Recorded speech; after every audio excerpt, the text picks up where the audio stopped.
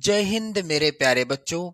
आज के इस नए वीडियो में कक्षा 9 अर्धवार्षिक परीक्षा 2025-2026 के लिए हिंदी विषय का वायरल मॉडल पेपर लेकर आ चुके हैं और ये वायरल मॉडल पेपर आप सभी के लिए सबसे ज़्यादा इम्पोर्टेंट है।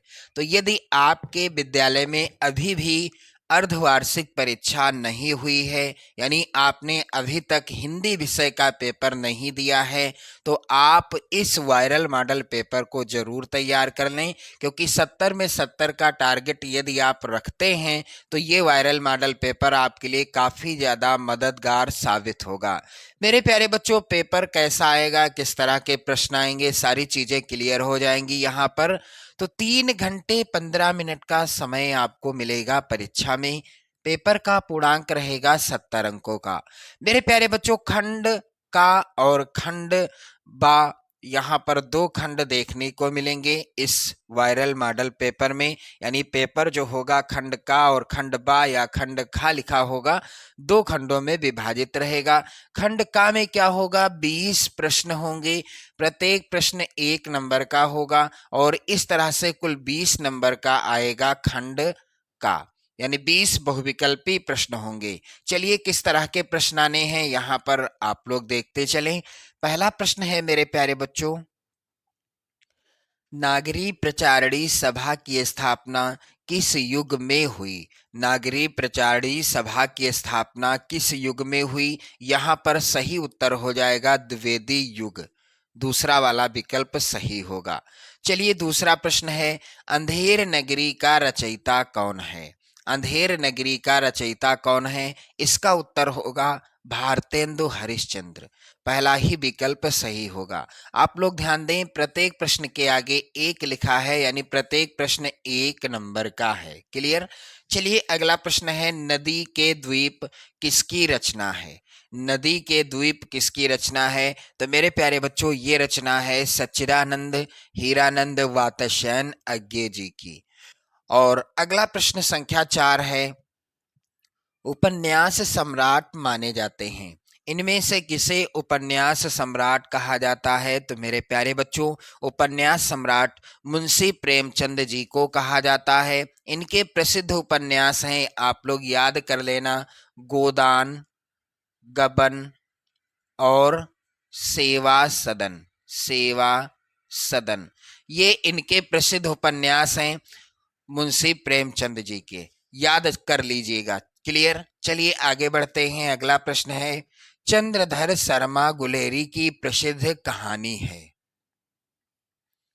इनमें से कौन सी कहानी चंद्रधर शर्मा गुलेरी जी के द्वारा लिखी गई है? तो उसने कहा था, कहानी का नाम है उसने कहा था। ये चंद्रधर शर्मा जी के द्वारा लिखी गई है। अगला प्रश्न है, अमेरिका का मस्त योगी वाल्ट हिल्टमैन, ये निबंध किसके द्वारा लिखा गया है? तो अमेरिका का मस्त योगी वाल्ट हिल्टमैन, ये निबंध लिखा गया है मेरे प्यारे बच्चों किसके द्वारा? आप लोग ध्यान दें, सरदार पूर्ण सिंह जी के द्वारा। ये वाला राइट आंसर हो जाएगा। अगला प्रश्न है, रामकृष्ण से शिष्य आसीत, अर्थात रामकृष्ण के शिष्य कौन थे? तो यहां पर राइट आंसर होगा बी वाला ऑप्शन, स्वामी विवेकानंद। स्वामी विवेकानंद किसके शिष्य थे? रामकृष्ण परमहंस जी के शिष्य थे। प्रश्न अगला है, हिमालय प्रवास शीर्षक यात्रा वृत्त विधा की रचना के लेखक कौन हैं? मेरे प्यारे बच्चों, हिमालय प्रवास शीर्षक यात्रा वृत्त विधा की जो रचना है, इसके लेखक हैं काका कालेलकर। यहाँ पर सा वाला विकल्प सही होगा। बनबीर को कौन अपने रास्ते का कंटक लगता था? तो मेरे प्यारे बच्चों, दीपदान एकांकी।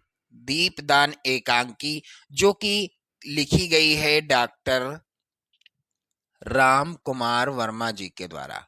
राम कुमार वर्मा जी के द्वारा। और इस एकांकी का खलनायक है बनबीर, और उसे अपने रास्ते का कंटक कौन लगता था? उदय सिंह। ये वाला राइट आंसर होगा। चलिए अगला प्रश्न संख्या 10 है, वीर गाथा काल की विशेषता क्या है? तो वीर गाथा काल को आदि काल भी कहते हैं, ये भी याद कर लीजिएगा। सिद्ध सामंत काल भी कहते हैं और चारण काल भी कहते हैं। और इस काल की विशेषता थी युद्धों का सजीव चित्रण। क्लियर। अगला प्रश्न है, रोशन का पुत्र किस बीमारी से ग्रसित था? तो रोशन का पुत्र डिप्थीरिया नामक बीमारी से ग्रसित था। क्लियर। अगला प्रश्न है मेरे प्यारे बच्चों, अमीर खुसरो कवि हैं?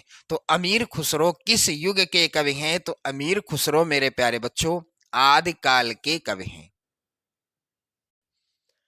प्रश्न संख्या 13 है, माधुर्य गुण का किस रस में प्रयोग होता है? मेरे प्यारे बच्चों माधुर्य गुण का प्रयोग होता है श्रृंगार रस में। यहाँ पर बा वाला ऑप्शन सही होगा। श्रृंगार रस का स्थायी भाव होता है रति, भयानक रस का स्थायी भाव होता है भय, और रौद्र रस का स्थायी भाव होता है क्रोध। आप लोग याद कर लीजिएगा। शांत रस का स्थायी भाव होता है निर्वेद। क्लियर। सारी चीजें क्लियर हो गई। चलिए अगला प्रश्न है, बीजक रचनाओं का संकलन है, यानी बीजक किसकी रचनाओं का संकलन है? इसका उत्तर होगा कबीरदास। बीजक किसके द्वारा रचित है? कबीरदास जी के द्वारा रचित है, यानी बीजक कबीरदास जी की रचनाओं का संकलन है। ये चीज समझिएगा। अगला प्रश्न है, तीर का पर्यायवाची शब्द नहीं है? तो तार तीर का पर्यायवाची शब्द नहीं है। बाण, सर और नाराज ये सभी तीर के पर्यायवाची शब्द हैं। प्रश्न अगला है, प्रेमचंद का प्रसिद्ध उपन्यास निम्नलिखित में से कौन सा है जो हिंदी का प्रथम मौलिक एवं युगांतकारी उपन्यास माना जाता है? मेरे प्यारे बच्चों इसका उत्तर हो जाएगा गोदान, जो कि मुंशी प्रेमचंद जी का हिंदी का प्रथम मौलिक उपन्यास है और युगांतकारी उपन्यास है। प्रश्न संख्या 17 है, शुद्ध वर्तनी का चयन कीजिए। तो इनमें से शुद्ध क्या है? तो यहाँ पर ब वाला ऑप्शन सही होगा, अस्पृश्यता। प्रश्न संख्या 18 है, तेली का बैल होना का अर्थ क्या है? तो तेली का बैल होना का अर्थ है बुरी तरह काम में लगे रहना। प्रश्न संख्या 19 है, निम्नलिखित में तत्सम शब्द का चयन कीजिए। तो इनमें से तत्सम शब्द कौन सा है? मेरे प्यारे बच्चों राइट आंसर होगा बा वाला ऑप्शन वर्षा। अगला प्रश्न है, निम्नलिखित किस शब्द में अव्ययी भाव समास है? तो यहाँ पर बेशर्म में क्या है? अव्ययी भाव समास है। अब मेरे प्यारे बच्चों ध्यान दें आप सभी लोग, इसी तरह के 20 बहुविकल्पी प्रश्न आने हैं। प्रत्येक प्रश्न 1 नंबर का होगा और कुल 20 नंबर आपको मिलेंगे खंड आ से। क्लियर। अगला प्रश्न है खंड खा। इसमें प्रश्न संख्या 21 है, निम्नलिखित गद्यांश पर आधारित प्रश्नों के उत्तर दीजिए। 6 नंबर का ये प्रश्न आएगा। गद्यांश है पहला, दामी पिंजरे की देखरेख में राजा के भांजे बहुत व्यस्त रहने लगे। इतने व्यस्त की व्यस्तता की कोई सीमा ना रही। मरम्मत के काम भी लगे ही रहते। फिर झाड़ पोछ और पालिश की धूम भी मची ही रहती थी।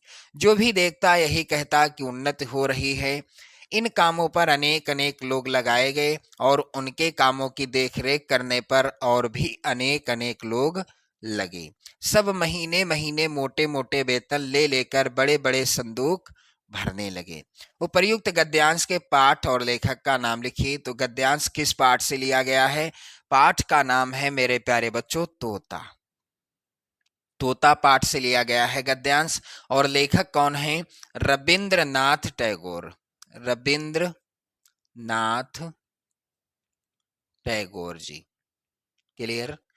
अब मेरे प्यारे बच्चों अगला प्रश्न है, निम्नलिखित पद्यांश की ससंदर्भ व्याख्या कीजिए और इनके काव्य सौंदर्य पर प्रकाश डालिए। 6 नंबर का ये प्रश्न है। पहला पद्यांश है, निकला पहला अरविंद आज, देखता अनिंद रहस्य, साज सौरभ वसना समीर बहती, कानों में प्राणों की कहती, गोमती क्षीण कटि नटी नवल, नृत्य पर मधुर आवेश चपल। ये है दान शीर्षक कविता से लिया गया और ये रचित है किसके द्वारा? सूर्यकांत त्रिपाठी निराला जी के द्वारा। त्रिपाठी निराला जी के द्वारा। अथवा में है टूटे सुजन मनाइए जो टूटे 100 बार, रहीमन फिर पोइए टूटे मुक्ताहार। ये रचित है दोहा शीर्षक पाठ से और इसकी रचना की है कविवर रहीम दास जी ने। क्लियर?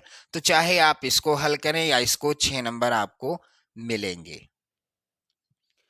प्रश्न संख्या 23 का है, निम्नलिखित संस्कृत गद्यांशों में से किसी एक का संदर्भ सहित हिंदी में अनुवाद अपने शब्दों में करना है। 4 नंबर का प्रश्न आएगा।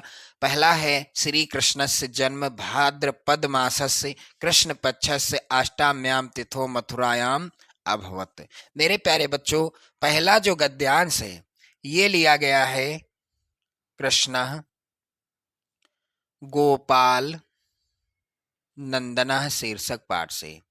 ध्यान देना आप सभी लोग।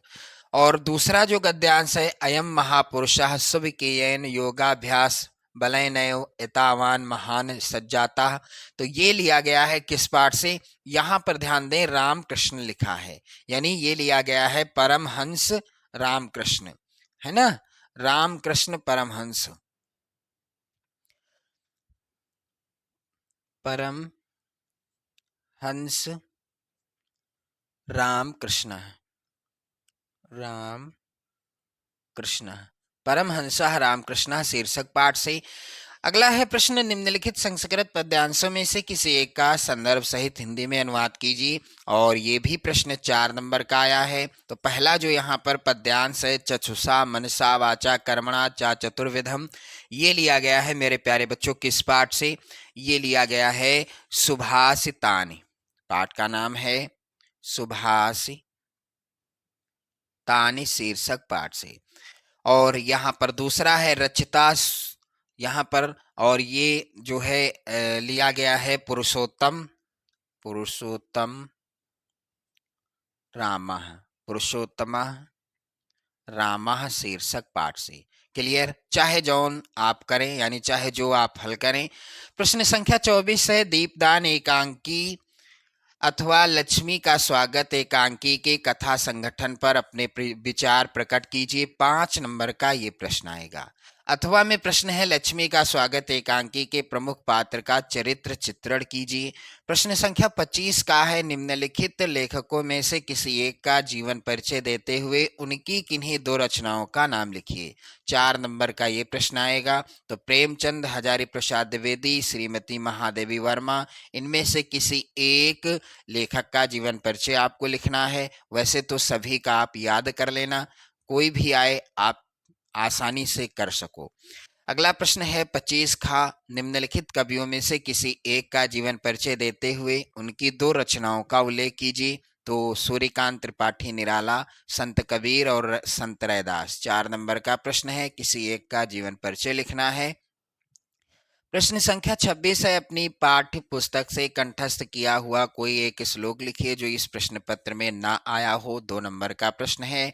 और 27वां प्रश्न है, निम्नलिखित में से किन्हीं 2 प्रश्नों के उत्तर संस्कृत में दीजिए। तो राम कृष्णा केन बलेन महान सज्जाता और श्री कृष्ण से जन्म कुत्र अभवत, ईश्वरस्य कः स्वरूपा अस्ति। अगला प्रश्न है, निम्नलिखित मुहावरों एवं लोकोक्ति में से किसी एक का अर्थ बताते हुए वाक्य प्रयोग कीजिए। 2 नंबर का ये प्रश्न है। टस से मस न होना, नाक में दम करना, नाच न जाने आंगन टेढ़ा, आम के आम गुठलियों के दाम। प्रश्न संख्या 29 है, निम्नलिखित में किन्हीं 2 वाक्यों का संस्कृत में अनुवाद कीजिए। 4 नंबर का प्रश्न है, सीता जनक की पुत्री थी, तुम वहां जाओगे, उसे विद्यालय जाना चाहिए और गंगा हमारी पवित्र नदी है। इस तरह के वाक्य आएंगे। और प्रश्न संख्या 30 है, चरित्र संबंधी प्रमाण पत्र लेने के लिए अपने प्रधानाचार्य को एक प्रार्थना पत्र लिखिए। 5 नंबर का ये प्रश्न है। मेरे प्यारे बच्चों, अथवा में प्रश्न है, बेसिक शिक्षा अधिकारी को प्राइमरी शिक्षक के पद के लिए आवेदन पत्र लिखिए। क्लियर? तो इसी तरह का आएगा आपकी अर्धवार्षिक परीक्षा का पेपर। वीडियो को लाइक शेयर कर दें। जय हिंद।